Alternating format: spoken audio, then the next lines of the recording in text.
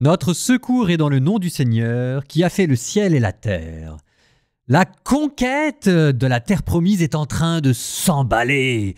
On avait passé pas mal de chapitres sur Jéricho, un petit peu moins sur la prise d'Aï, encore un peu moins à cause des Gabaonites. Et alors là, ça va être la guerre éclair, ça va être le Blitzkrieg. Josué, chapitre 11, chapitre 12. Accrochez-vous, ça va aller très vite.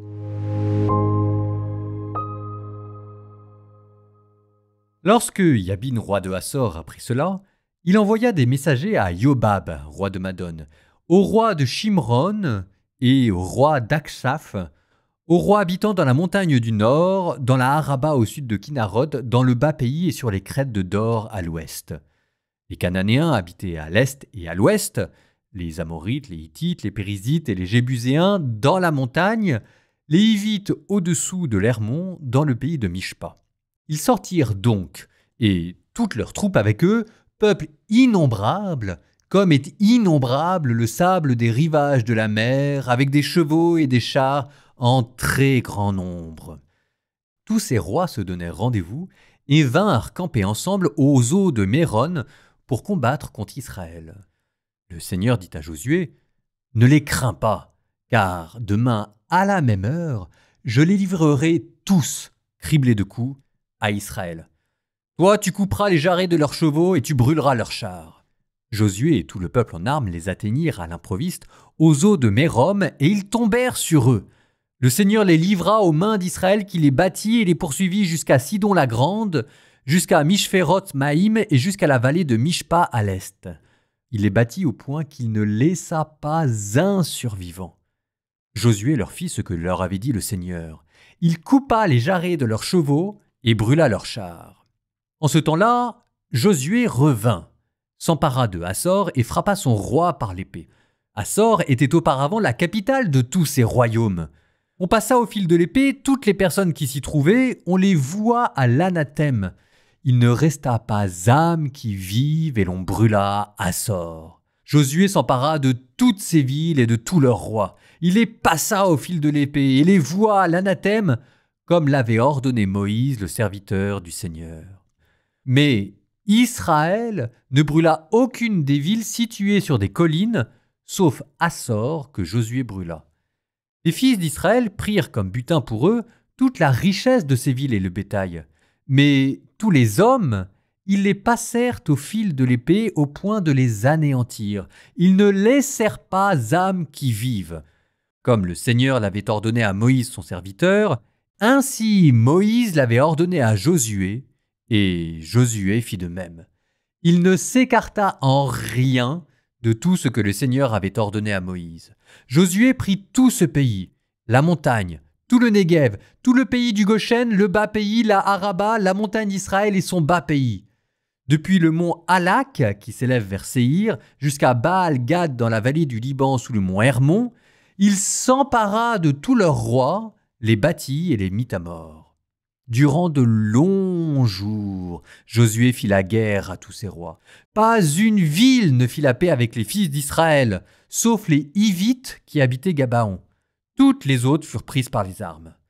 En effet, le Seigneur avait fait en sorte qu'ils s'obstinent pour qu'ils engagent la guerre contre Israël afin de les vouer à l'anathème sans leur faire grâce. C'était afin de les anéantir, comme le Seigneur l'avait ordonné à Moïse.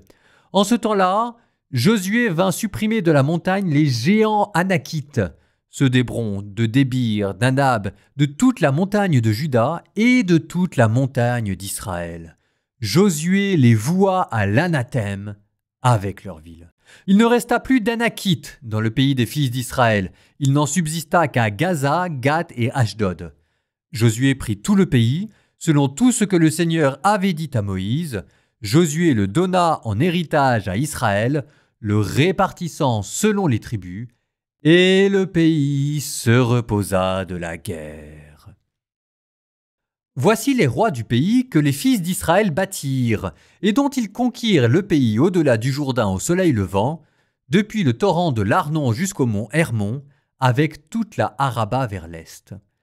Shéon, roi des Amorites, qui habitait à Heshbon, il dominait depuis Aroër, au bord du torrent de l'Arnon, au milieu de cette vallée, la moitié de Galaad jusqu'au torrent du Yabok, frontière des fils d'Ammon, la Araba jusqu'à la mer de Kinneret à l'est, et jusqu'à la mer de la Araba, la mer morte, à l'est, vers Beth Yeshimoth et au sud, au bas des pentes du Pishga.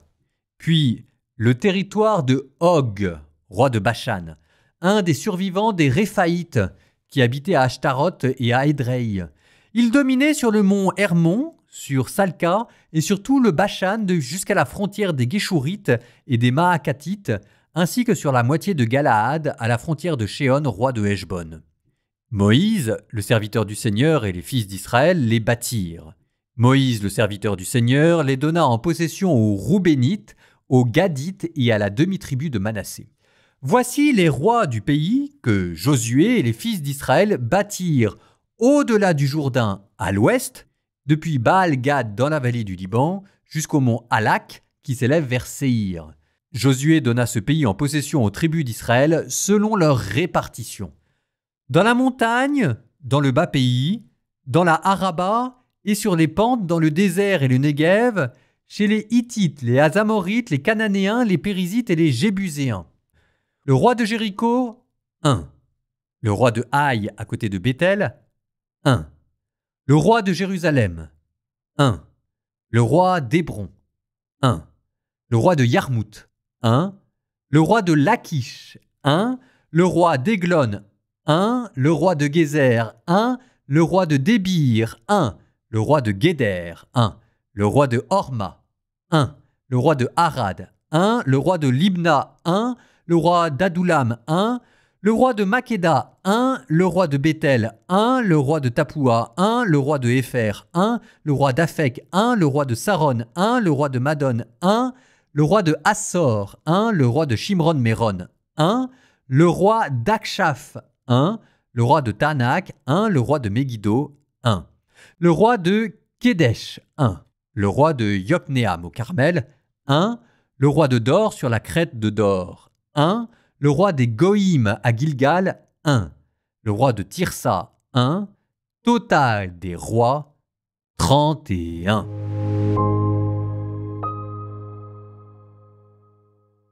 Et revoilà l'anathème. On s'en sort pas, hein. Bah oui, d'accord, mais enfin, tout le monde vient me voir après pour me dire c'est horrible, l'Ancien Testament nous parle de massacres, etc. Donc oui, j'en parle. Maintenant, rassurez-vous, c'est le dernier dans Josué et l'avant-dernier dans la Bible. Vous notez que l'anathème, il a quand même pris du plomb dans l'aile. Là, c'était la ville d'Assor qu'on a vouée à l'anathème, sauf que cette fois-ci, non seulement on prend le bétail, mais on prend aussi l'or. C'est un peu vache, quand même, quand on se souvient qu'à Jéricho, celui qui avait récupéré un lingot d'or, on l'a lapidé. On a commencé par autoriser le bétail. Maintenant, on autorise le bétail et l'or. On se demande qu'est-ce qui va rester de notre anathème à la fin. Souvenez-vous de ce que je vous disais, l'anathème va évoluer jusqu'à devenir l'image, la préfiguration du jugement dernier, mais que la guerre sainte, la Bible ne cautionne pas la guerre sainte. Et là, vous voyez l'évolution en cours. Et vous avez de la chance, parce que pour vous, c'est juste à travers quelques pages. Dans la réalité, ça a pris des milliers d'années. Enfin, des milliers d'années. Au moins plusieurs siècles. Souvenez-vous aussi, quand on avait parlé de l'anathème, je vous avais dit qu'il me restait une dernière chose à aborder. Parce qu'il y a une vérité quand même dans tout ça. On a parlé de l'image de Dieu qu'il fallait affiner, on a parlé du jugement dernier qui arrivait, on a parlé aussi de la ferveur religieuse, pas de compromis avec les nations avoisinantes. Mais il y a aussi une autre vérité, c'est que le monde dans lequel nous vivons n'est pas un monde en paix. C'est peut-être pour ça que ces passages-là nous choquent, c'est parce que nous voudrions lire la Bible confortablement installés dans notre canapé, avec un certain fantasme, le fantasme de vivre dans un monde en paix, alors que le monde dans lequel nous vivons est un monde en guerre. Souvenez-vous, ça c'est ce que je vous avais dit dans Job. C'est la lutte du bien contre le mal, la lutte des ténèbres contre la lumière, les anges bons contre les anges mauvais, Dieu contre Satan. Le monde dans lequel nous vivons est caractérisé par une guerre spirituelle, et que ça, on l'oublie. Et que ce qu'il y a de bien avec la guerre sainte, etc., c'est que ça nous remet dans ce monde qui est en plein tumulte. La seule chose, c'est qu'à cause du péché originel, nos yeux sont mal dessillés, on voit mal les choses. Et cette guerre spirituelle, on a d'abord commencé à en prendre acte et à en prendre conscience à travers les guerres humaines tout court. Donc là aussi, il y aura quelque chose qu'il faudra purifier avec le temps, mais le fait de parler des guerres, c'est aussi une certaine forme de pédagogie. C'est la Bible qui nous oblige à ouvrir les yeux sur une lutte qui existe dans le monde et qu'à un moment donné, il va falloir prendre à bras le corps et la mettre à sa juste place. Ça vous donnera le thème de la lutte spirituelle. Vous ne vivez pas dans un monde en paix. Vous êtes des soldats. Simplement, vous n'êtes pas des soldats d'une armée, celle de Josué. Vous êtes des soldats de Dieu, mais vous devez vous battre. Vous devez rejoindre une bataille. Et là, pour le coup, je pense que la personne qui vous le dira mieux que moi, à travers tous les commentaires que je pourrais faire, au moins ça va être réglé en quelques lignes. Saint Paul. Éphésiens chapitre 6, à partir du verset 10. « Enfin, puisez votre énergie dans le Seigneur et dans la vigueur de sa force. » Si jamais ça ne vous rappelle pas ce que Dieu disait à Josué, « Sois fort, sois courageux. » Et saint Paul continue. « Revêtez l'équipement de combat donné par Dieu afin de pouvoir tenir contre les manœuvres du diable. Car nous ne luttons pas contre des êtres de sang et de chair, mais contre les dominateurs de ce monde de ténèbres, les principautés, les souverainetés, les esprits du mal qui sont dans les régions célestes. Pour cela, prenez l'équipement de combat donné par Dieu, ainsi vous résisterez quand viendra le jour du malheur, et vous pourrez tenir bon. Oui, tenez bon, ayant autour des reins le ceinturon de la vérité, portant la cuirasse de la justice, les pieds chaussés de l'ardeur à annoncer l'évangile de la paix, ne quittant jamais le bouclier de la foi, prenez le casque du salut, le glaive de l'esprit, c'est-à-dire la parole de Dieu. » Voilà le combat dont il était question en fait dans Josué. Sauf que là, il est donné à travers des combats réels d'un peuple contre un autre peuple, mais ça aussi, on va l'épurer, mais il ne faut pas perdre cette violence qui là s'exprime mal dans un champ de bataille, mais qu'il faut garder dans le domaine spirituel. Vous êtes en guerre, mes petits bichons. Vous n'êtes pas en paix. Là, voilà la leçon du livre de Josué. Bon, en bonus, parce qu'on ne va pas avoir le temps de tout expliquer. Mais là, dans Josué, la bataille semble gagnée. Ne vous y fiez pas, vous avez toute cette liste de rois. Par exemple, on vous parle du roi de Jérusalem. Est-ce que vous avez entendu, vous, d'une bataille contre Jérusalem ? Jérusalem n'a pas du tout été pris. Ça reste aux mains des Jébuséens et c'est simplement David qui le prendra. On ne vous parle pas des plaines côtières qui restent aux dominations philistines. On vous parle de Gad et d'Ashdod qui restent aux mains de l'ennemi. C'est précisément de là d'où sortira Goliath, le fameux Goliath contre David. Mais je ferme juste la parenthèse, ça ce sera en bonus si jamais vous voulez creuser ce passage. Retenez simplement que le descriptif final de victoire que dresse Josué est peut-être pas à prendre comme ça au pied de la lettre. C'est peut-être plus subtil et justement, il faudra ensuite tout le livre des juges pour bien comprendre ce que ça veut dire qu'en fait la victoire, elle n'est pas tout à fait acquise non plus. Pour l'instant, vous retenez ce que je voulais vous dire sur le combat spirituel, c'était ça le point de ce commentaire. Petite pause poétique. Psaume 47. Il est grand le Seigneur, hautement loué, dans la ville de notre Dieu, sa sainte montagne altière et belle, joie de toute la terre. La montagne de Sion, c'est le pôle du monde, la cité du grand roi. Dieu se révèle en ses palais, vraie citadelle. Voici que des rois s'étaient ligués. Ils avançaient tous ensemble. Ils ont vu et, soudain stupéfaits, pris de panique, ils ont fui. Et voilà qu'un tremblement les saisit. Douleur de femme qui accouche. Un vent qui souffle du désert a brisé les vaisseaux de Tarsis. Nous l'avions entendu, nous l'avons vu dans la ville du Seigneur, Dieu de l'univers, dans la ville de Dieu, notre Dieu, qui l'affermira pour toujours. Dieu, nous revivons ton amour au milieu de ton temple. Ta louange, comme ton nom, couvre l'étendue de la terre. Ta main droite, qui donne la victoire, réjouit la montagne de Sion. Les villes de Juda exultent devant tes jugements.